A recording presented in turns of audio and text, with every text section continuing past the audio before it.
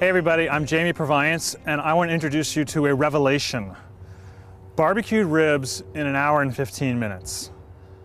If you know anything about barbecue, you know it takes a long time typically.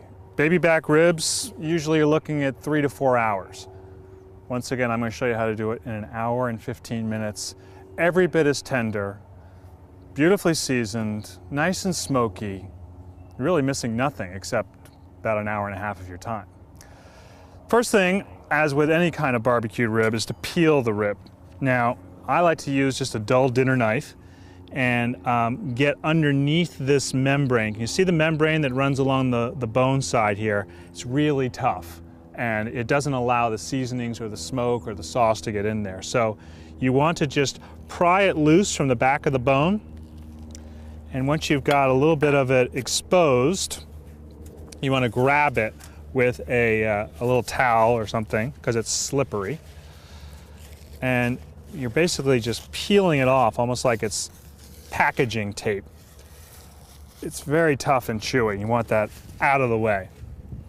Now, I've got a spice rub here. You could use any spice rub you want. Make your own, buy some bottled spice rub. This one happens to have some kosher salt, black pepper, some dried thymes, granulated garlic, and some paprika. Really nice mixture of flavors. Just spread that over the meat, rub it in as the name implies, on both sides, because you eat both sides. And then what I'm going to do, the real magic in this recipe, is cooking the ribs in foil, at least initially. And why that's such a great idea for speeding things up is that as the ribs get hot and the fat begins to render and the juices begin to flow, they turn into this hot steam, which is able to cook the ribs more quickly than the dry heat of a grill or a smoker. And in order to do this properly, we need some heavy-duty foil and a fair amount of it, because you don't want fat dripping directly into the grill, because we're cooking over direct heat. Typically, ribs are done over indirect heat, right, where the fire's off to the side and the ribs are cooked over no heat at all. In this case, in order to speed things up, we're actually cooking over direct heat. And if the fat and the juice were to fall in there, they would very likely flare up. So it's a good idea to actually double wrap each one. And when you're handling these packages, be careful not to poke into them with your tongs or something else. Otherwise, you might create a hole that will allow the fat and the juice to drip into the fire. So what we're going to do is put them over direct medium heat and let them cook for about an hour.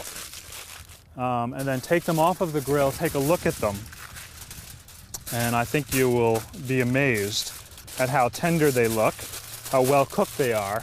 But they're not going to have that beautifully browned, caramelized quality about them. They're just basically going to be steamed. So I got a couple of nice packages here and a couple that I've done up ahead of time. I'm just going to put everything right over direct medium heat. Let it start bubbling away. I'll come back and take a look in about an hour. So it's been about an hour. I'm going to check to see if they're done.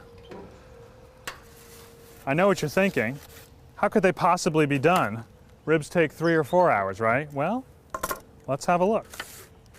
Now, the way that you know that they're done is by how much bone is sticking out above the meat, because the meat shrinks back from the ends of the bone as it cooks. And you're looking for about 1/4 of an inch to maybe 1/2 inch of shrinking back from the bone. And these are looking good. If I just pick it up with my tongs, you can see the bone sticking out there. That's a sign that these are really nice and tender. So what I want to do is now begin to sauce them.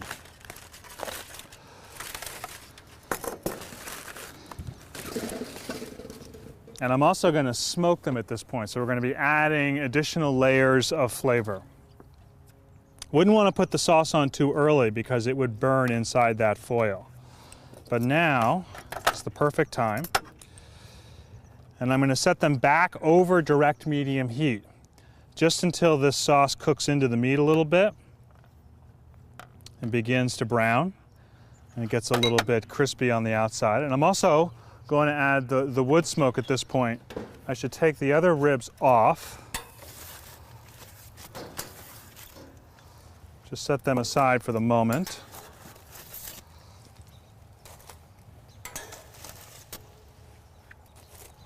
And then this grill has a smoker box. So this metal box here opens up to hold the wood chips. It has a dedicated burner, so you can control actually how hot it is and how much smoke you get, how quickly. Let me just grab a couple of handfuls or tongs full of soaked wood chips. And this is going to give it that really authentic barbecue flavor. It's not going to be as smoky as ribs that have cooked, you know, over wood for hours and hours, but it's going to have a sense of that beautiful aromatic smoke. I'll just show you with this one. You just put it right over direct heat and let it go for about 5 or 10 minutes, just turning it once. So here's how they look after about 5 minutes. You can see nicely browned, darker, even more tender. I mean, you know, if you've got 4 or 5 hours and you want to spend it on an afternoon making ribs, go for it. You're going to have some fabulous results. But if you've got like 2 hours, you know, people are coming over and you want ribs on the fly, this is the way to make ribs. Well seasoned, sweet, spicy, a little bit of smoky. It's everything a rib should be. In fact, it's a revelation.